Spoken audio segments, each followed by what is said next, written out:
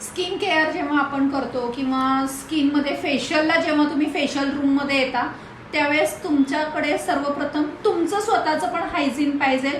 पहिला तुमचे नेल्स हे कटच पाहिजेत, कारण तुमचा डायरेक्ट संबंध हा क्लायंटच्या त्वचेशी येतो, मसाजशी येतो. त्यामुळं तुमचा हात सॅनिटायझरनी पहिला क्लीन पाहिजे, तुमचे नेल्स प्रॉपरली कट पाहिजे. आणि दुसरी गोष्ट, तुमच्या हातांमध्ये बांगडी वगैरे असेल तर ती तुम्हाला रिमूव्हिंग करायची, जी की तुम्हाला डिस्टर्ब नाही केली पाहिजे. आता माझ्या हातामध्ये वॉच आहे, पण मी टाईट वॉच घातलेला आहे, जे की मला डिस्टर्ब करणार नाही.